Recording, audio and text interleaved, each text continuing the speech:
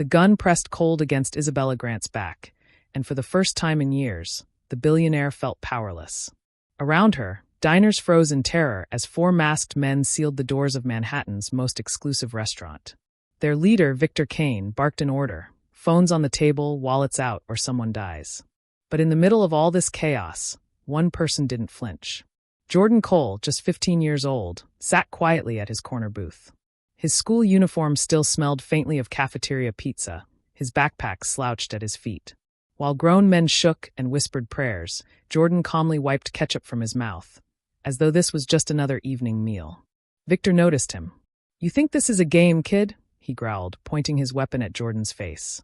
And yet, the boy's eyes held no fear. Only an unnerving steadiness, like he had seen this all before. What kind of teenager stares down four armed men without trembling? Who is this boy, really? If you believe no one, child or adult, should ever face such cruelty alone, share this story. Because silence only protects the cruel. Before that terrifying night, Jordan Cole's world was far quieter, almost ordinary, at least to anyone looking from the outside. At 15, he blended easily into the rhythm of his Bronx neighborhood. The streets smelled of roasted peanuts from a corner vendor, the clatter of the subway echoed above, and kids raced their bikes down cracked sidewalks. Jordan, with his worn backpack and scuffed sneakers, was just another teenager hurrying home from school. But behind those calm brown eyes was a life carved by both love and loss.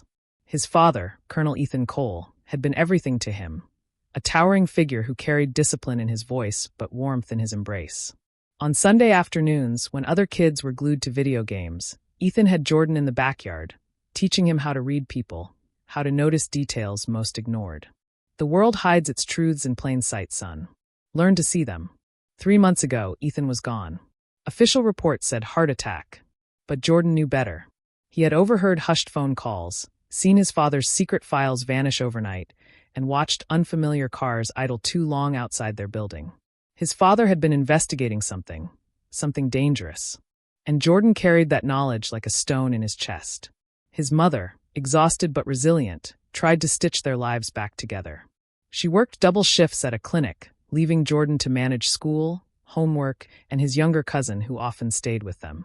Yet even in the chaos, Jordan found small joys, scribbling strategies in his notebook, sketching out chess moves, replaying the lessons his father left behind. At school, teachers labeled him too serious. His classmates saw him as distant, maybe even odd. They didn't know the weight he carried, how he scanned every room for exits, memorized patterns, and calculated possibilities like second nature. His solitude wasn't arrogance, it was survival. Isabella Grant's life could not have been more different. At 51, she was the face of Ashford Industries, known to the world for her power suits, cutting speeches, and billion-dollar empire. But away from the headlines, she was a woman who often ate alone in her favorite Manhattan restaurant, savoring the rare silence after days of boardrooms and cameras. People admired her brilliance, but overlooked her loneliness. And then there was Victor Kane, a man molded by failure and rage. At 38, he bore a scar across his cheek, a souvenir from a prison fight. To him, the wealthy were parasites, and robbing them was not just survival, it was revenge. Mason, Riker, and Coley, his crew, were younger, reckless, hungry for quick cash. None of them expected resistance inside La Renaissance. They thought power belonged to the ones with the guns.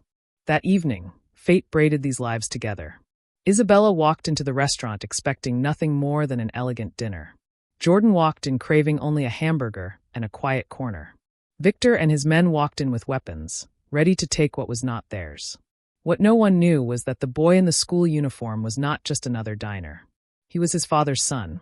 And the lessons of Colonel Ethan Cole were about to be tested in the most brutal way imaginable. The robbery unfolded like a slow, suffocating nightmare. One moment, the soft hum of violins floated through La Renaissance, and the next, Victor Kane's gravel voice cut the air like a blade. "Quiet! Everyone down. Nobody moves unless I say." The restaurant froze. The warmth of candlelight, the clink of crystal, the smell of roasted duck, all of it twisted into something menacing under the shadow of four men with guns. Mason dragged heavy bolts across the door, sealing everyone inside. Riker swept through tables, yanking phones from trembling hands, his gun waving like a conductor's baton. Coley barked at the waitstaff, forcing them to huddle in a corner.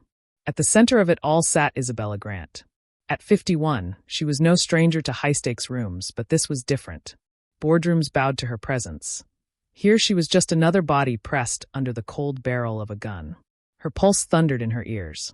She thought of her empire, her name splashed across magazines, and wondered if her obituary would read simply, "Billionaire shot while eating alone." But across the room, at a corner table, one figure didn't tremble. Jordan Cole, 15. School uniform rumpled, backpack at his feet, half a hamburger still on his plate. He chewed his last bite slowly, wiped his mouth with a napkin, and looked up. Calm. Observant.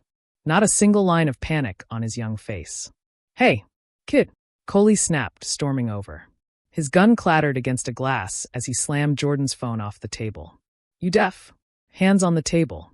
Jordan lifted his gaze with the kind of serenity that felt almost wrong in the moment. "I heard you," he said, voice steady, unshaken. Coley sneered, unsettled by the boy's composure. Before he could retort, Victor himself crossed the floor. At 38, scar dragging across his cheek, Victor's presence carried the weight of violence. He crouched, staring into Jordan's eyes with a predator's intensity. "What's this?" Victor muttered, a smirk curling. "A genius? A brave little soldier?" Jordan's response was unervingly casual. "No, just observant." The words hung in the air. Isabella, her instincts razor-sharp from decades of reading people, studied the boy. This wasn't bravado. This was something else entirely. His eyes moved like he was scanning a battlefield, calculating variables, not trembling like a hostage. Jordan leaned forward, his tone quiet but deliberate. "You have about 4 minutes before the police arrive." The restaurant went dead silent. Even the clink of nervous cutlery ceased. Victor blinked, his smirk faltering. "What did you just say?" "The silent alarm," Jordan explained, his voice almost clinical. "Triggered when you forced the door." The manager tapped his watch 3 times. "That's a panic code. Standard training. I've seen the manuals." All eyes flicked to Mr. Alvarez, the restaurant manager, pressed against the wall. His face went pale. The boy was right. Mason snorted. "He's bluffing." But Jordan wasn't done. His gaze swept the room like a chess master surveying a board. "Also your uniforms. Maintenance staff here wear rubber-soled boots. Yours are steel-toed. Wrong detail. Wrong disguise." Gasps rippled through the room. A teenager had noticed details that escaped grown men fighting for their lives. Victor forced a laugh, though it cracked at the edges. "Look at this smartass. Thinks he can scare us with big words." But Isabella wasn't fooled. She knew bluff when she saw it. This boy wasn't bluffing. His calm wasn't an act. His body language, the looseness of his shoulders, the way his eyes flicked, measured ready. She saw something unnerving. Training. Jordan exhaled softly, and in that moment his father's lessons echoed in his mind. "Observe everything, son. The exits. The enemy's weak points. Fear clouds judgment. Stay calm when others cannot." He blinked once. Slow. Deliberate. His gaze slid to Isabella, then flicked upward to the chandelier above Victor's head. Then to the fire extinguisher on the wall. Then back at her. Isabella's breath caught. He was signaling her. In boardrooms, she built fortunes on reading gestures others missed. This was no different. A silent language passed between them. A boy and a billionaire. 2 strangers united by circumstance, bound by instinct. Victor didn't see it. He pressed the barrel harder against Jordan's temple. "Still think you're clever? Say something funny now, kid." The room spun with fear. A woman stifled a sob. A man clutched his chest as if his heart might break through his ribs. Isabella's fingers shook on her handbag. And Jordan? He sat still, breathing evenly.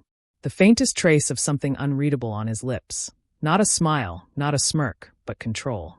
Inside his chest, his heart pounded. He was 15 after all. But he had been trained for this. Colonel Ethan Cole's voice lived in every breath. Patience. Timing. Every enemy reveals himself if you watch long enough. The seconds dragged. Victor barked at Isabella. "Transfer the money. 50 million. Now, or I put a hole in his skull." Her hands trembled as she reached for her bag, but Jordan's eyes held hers, anchoring her. "Wait. Not yet." And in that moment, Isabella Grant, woman who built empires, realized she was following the lead of a boy young enough to be her son. For Victor Kane, the robbery was supposed to be easy. Quick. Clean. Rich prey in a golden cage. But he had made one fatal miscalculation. He had mistaken a soldier's son for just another kid. And the storm Jordan Cole carried inside him was about to shatter everything. The air inside La Renaissance had turned poisonous. Fear pressed down like smoke, heavy and choking. Victor Kane's scarred face glistened with sweat under the chandelier's light as his gun dug harder against Jordan's temple. Every second felt like a countdown no one could see. Transfer the money. Victor barked again, spit flying. Now. Isabella's hands hovered over her tablet, shaking. $50 million, the kind of sum even she would hesitate to move. But the gun at Jordan's head wasn't a negotiation. It was a death sentence waiting to drop. Still, Jordan didn't flinch. His calm was surgical, deliberate. His dark eyes fixed on Victor's, and in them there was no fear, only calculation. The boy's chest rose and fell steadily, like he was syncing his breath with an invisible clock. Patience. Timing. His father's words pulsed in his mind. Finally, Jordan spoke, his voice even almost gentle. You won't pull that trigger. The statement wasn't bravado. It was a fact, delivered with a calm so sharp it rattled Victor. The scarred man's jaw twitched. What did you say? You won't shoot me, Jordan repeated, louder this time so the whole restaurant could hear. His eyes never broke contact. Because the second you do, you lose control. Cops outside won't negotiate with a murderer. And deep down, you know it. Gasps flickered across the hostages. Even Isabella froze, her finger hovering above the transfer button. For a split second, Victor hesitated, and in that hesitation, Jordan saw his opening. He moved fast. A sharp twist of his body, a shove of his chair. The barrel scraped past his cheek, but didn't fire. The motion startled Victor just long enough for Jordan to grab the glass of water on the table and hurl it into the man's face. Cold splash. Victor cursed, stumbling back. Now! Jordan shouted, not at Victor, but at Isabella. She understood instantly. With a force that surprised even herself, Isabella grabbed the fire extinguisher from the wall, yanked the pin, and unleashed a blinding white blast. Foam and mist exploded into the air, swallowing the chandelier light, reducing the room to chaos. The hostages screamed, ducking low. Mason and Riker flinched, their vision blurred by the sudden storm. Jordan dropped to the ground, crawling fast, just like his father had taught him during backyard drills. Stay low, stay unseen. His hand closed around the heavy metal fork from his table. Primitive weapon, but in the right hands, enough. Through the fog of extinguisher spray, Victor roared, wiping his eyes, swinging wildly. His gun fired once, shattering a wine bottle, sending shards spraying. Another shot cracked into the ceiling, the boom rattling glasses. And then Jordan struck. With all the strength in his wiry 15-year-old frame, he drove the fork into Victor's thigh. The man howled, stumbling forward, his gun slipping from his grip. The weapon skittered across the floor, disappearing under a table. Riker lunged, but Isabella, billionaire Isabella, the woman people assumed lived only in ivory towers, met him with a fury no one expected. She swung the extinguisher like a club, slamming it into Riker's ribs. The thug crumpled, wheezing, weapon clattering. Mason raised his gun, but now the room wasn't with him. The hostages, emboldened by the chaos, surged. A waiter slammed a tray into Mason's arm. Another man tackled his legs. Suddenly, the robbers weren't predators. They were prey in a storm of desperate resistance. But Victor Kane wasn't finished. Bleeding, limping, fury blazing in his eyes, he seized a steak knife from a nearby table. He lunged at Jordan, blade flashing. Time slowed. Jordan's breath steadied. His father's voice thundered in his mind. Every enemy reveals himself. Every weakness waits for its moment. The weakness was Victor's limp. The wounded leg dragged half a beat behind. Jordan sidestepped, grabbed the chair he'd been sitting on, and swung it upward with explosive force. Wood cracked against Victor's arm. The knife clattered. And for the first time that night, Victor Kane looked at the boy. Not as prey, not as a hostage, but as an equal. You, he growled through clenched teeth. You're his son, aren't you? Colonel Cole. Jordan's jaw clenched, but he didn't answer. His silence was answer enough. Outside, sirens wailed closer, blue and red lights flickering through the restaurant's frosted windows. The end was near. Victor, bloodied and cornered, snarled like an animal. But he was no longer in control. He could feel it, the tide had turned. And it had turned because of a 15-year-old boy who refused to be afraid. The sound of sirens swallowed the restaurant. Blue and red lights bled through the shattered windows, casting everything in a surreal glow. The once elegant dining hall, crystal glasses, velvet curtains, white linen, was now a battlefield of overturned chairs, spilled wine, and broken glass glistening like blood. Victor Kane lay pinned under two officers, cursing, thrashing. Mason, Riker, and Coley were dragged out in handcuffs, their bravado gone, their faces smeared with extinguisher foam and sweat. But all eyes weren't on the robbers. They were on Jordan. The 15-year-old sat against the wall, chest heaving, a faint red line across his cheek where the gun barrel had grazed him. His hands trembled now, only now, after it was over. In the silence that followed the chaos, the weight of what he'd done sank into his bones. Isabella approached slowly, her heels crunching glass. For the first time in her 52 years, she didn't feel like the most powerful person in the room. She looked down at the boy, seeing not just a teenager, but something more. "You saved us," she whispered, voice cracking. Jordan didn't look up. His gaze was distant, fixed on the shards glittering at his feet. "I just remembered what my dad taught me." The name hung between them, Colonel Ethan Cole. A man Isabella had read about in newspapers. A soldier who had saved lives overseas, but lost his own far too soon. And here was his son, carrying his lessons like a torch in the dark. A medic crouched beside Jordan, trying to check his vitals, but Isabella waved him off gently. This wasn't about broken skin. It was about something deeper. Around them, the hostages whispered. They had witnessed something impossible, a boy stand taller than men twice his size. Fear had bent the wealthy and the powerful tonight. But not him. Mr. Alvarez, the restaurant manager, finally found his voice. "Kid, you noticed the panic code." "How?" Jordan shrugged weakly. "Dad always said pay attention to the things people ignore. Details can save lives." The simplicity of it struck everyone. For Isabella, it landed like a stone in her chest. She thought of all the deals she had made, the games of power she had played, and how often she had ignored the quiet, the overlooked, the unseen. And tonight, it was the overlooked boy who saved her life. The officers finally hauled Victor past, his glare fixed on Jordan. The robber's voice was low, venomous. "This isn't over. You're just a kid. Kids break." But Jordan didn't flinch. His eyes, steady and unyielding, followed Victor until he was gone. Only then did he exhale, his shoulders slumping, his body suddenly small again. 15. Just 15. And yet the room felt as though a man far older had stood among them. Isabella lowered herself to one knee, meeting his eyes. "Jordan," she said softly, "the world will try to forget what you did tonight. They'll say it was the police or luck. But I won't let them erase you. Not this time." For a long moment, Jordan said nothing. His lip trembled. His composure, the armor he had worn all night, cracked just enough for the child beneath to show. "I just wanted to make him proud," he whispered. Her throat tightened.